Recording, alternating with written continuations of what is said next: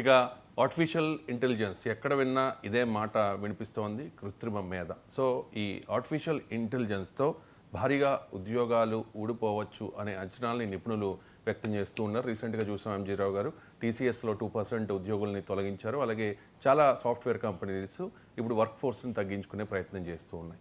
So software కాదు ఇప్పుడు మొత్తం ఆర్టిఫిషియల్ ఇంటెలిజెన్స్ నేర్చుకోమని చెప్పి చాలామంది చెప్తూ ఉన్నారు. చాలా యూనివర్సిటీలో ఏఐ కోర్సులు కూడా వచ్చిన పరిస్థితి.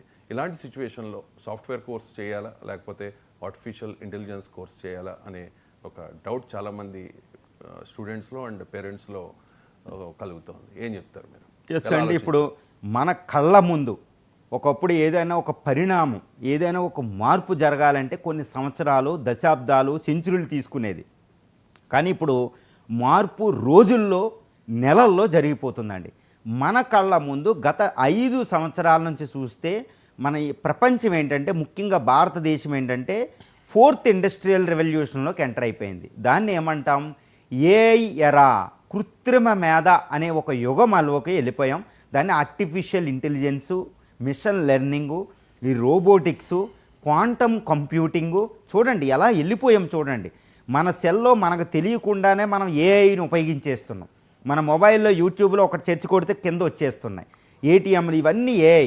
అమెజాన్లో ఒకటి ఆర్డర్ ఇస్తే మనకు ట్రాకింగ్ సిస్టమ్, మనకి సిరి అనేది యాపిల్ మొబైల్లో అన్నీ ఏఐలు వచ్చేసినాయండి. నిన్నటి చూస్తున్నాం, విద్యార్థులు హోంవర్క్ ఇస్తే వాళ్ళంతా హోంవర్క్ ఏఐ మీద ఆధారపడి చేసేస్తున్నారంట. ఏమన్నా చిత్రలేఖనం ఇస్తే చిత్రలేఖ కాంపిటీషన్లో విద్యార్థులు ఇంకా విపరీతమైన పిక్చర్స్ ఇస్తే ఎక్కడేంటి ఏఐ అని చెప్తున్నారు.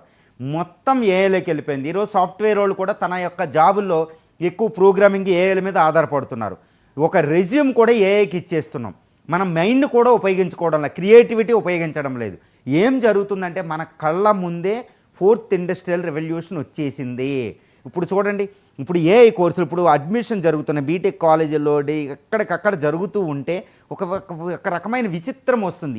ఏ కోర్సులకి మీకు ఎక్కువ డిమాండ్ ఉంది అంటే వాళ్ళు ఒకటే చెప్తున్నారు, సిఎస్సిఏలో కంప్యూటర్ సైన్స్ లేదు, ఎలక్ట్రానిక్స్ లేదు, వేరే ఇంజనీరింగ్ లేదండి, సివిల్ లేదు, ఏది లేదు.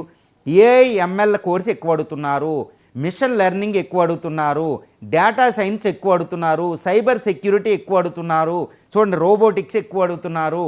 ఇవన్నీ చూడండి ఈ కళ్ళ ముందు. అంటే ఇంజనీరింగ్ అనే ఒక ల్యాండ్స్కేపే చేంజ్ అయిపోయింది. ఎలా అవుతుంది? ఇప్పుడు మీరు అడిగినట్టు తర్వాత ఇన్ఫోసిస్ చూసినా, టీసీఎస్ చూసినా, India's the greatest software companies. They are symbols of the 3rd industrial revolution in India 1990sలో. హైటెక్ సిటీ ఇవన్నీ మన కళ్ళ ముందు ఆడుతుంది. బెంగళూరు, నోయిడా, పూణే, హైదరాబాద్, చెన్నై, ఇలా కొత్త ఐటీ సిటీలు పుట్టినాయి. ఒక అద్భుతమైన సాఫ్ట్వేర్ సిటీల కింద పుట్టిన కంపెనీలు పుట్టినాయి. అర్థమైందంటే ఇలాంటి సిలికాన్ వ్యాలీ వచ్చేసింది. ఇప్పుడు సిలికాన్ వ్యాలీలు అన్నిటికీ కూడా రోజులు దగ్గరకు వచ్చినాయి. ఎందుకంటే కొన్ని నెలల్లో ఈ ఇండస్ట్రియల్ రెవల్యూషను మన కళ్ళ ముందు జరిగిపోతుంది. కృత్రిమ మేధ, ఇప్పుడు కృత్రిమ మేధ మొత్తం మార్చేసింది. సాఫ్ట్వేర్ కూడా ఎండ్ అయిపోతుంది. ప్రోగ్రామింగ్, హ్యూమన్ చేసే ప్రోగ్రామింగ్ కూడా సాఫ్ట్వేర్ ఇది ఏఐ చేసేస్తుంది.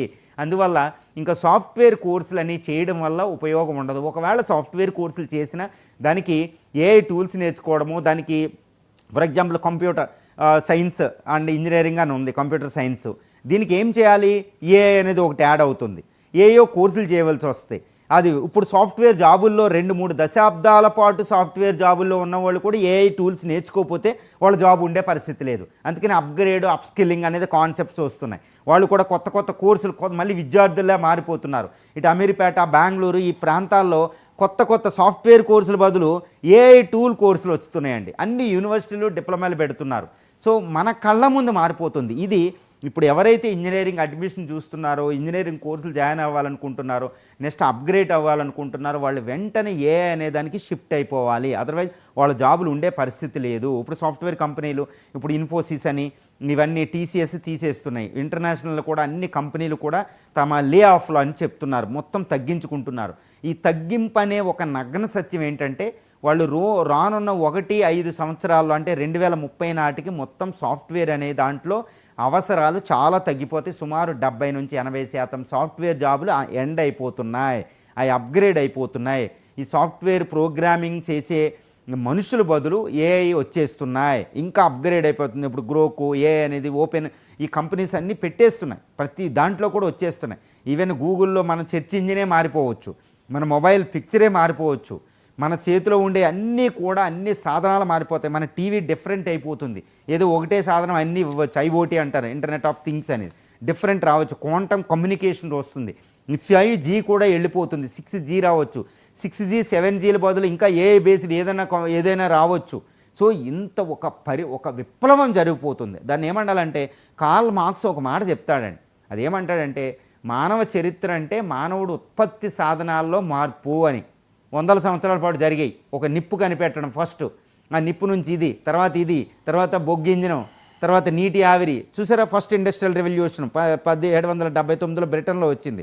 తర్వాత రెండవ ఇండస్ట్రియల్ రెవల్యూషన్ అప్పుడు ఇండియా ఒక బానిస దేశం 1950లో అట వచ్చింది ఇండస్ట్రియల్ రెవల్యూషన్. తర్వాత మూడోది వచ్చింది ఏది, సాఫ్ట్వేర్, కాస్త ఏదో పట్టుకున్నాం. ఇప్పుడు ఫోర్త్ ఈ క్వాంటమ్ కమ్యూనిటీ. ఫర్ ఎగ్జాంపుల్ అమరావతిలో చంద్రబాబు నాయుడు గారు పెడుతున్నారు క్వాంటమ్ వ్యాలీ అని, ఐటీ వ్యాలీ, అది సిలికాన్ వ్యాలీ కాదండి, ఇప్పుడు క్వాంటమ్ వ్యాలీ, ఏఐ వ్యాలీ టైప్లో వచ్చేసింది, డిఫరెంట్గా వస్తున్నాయి.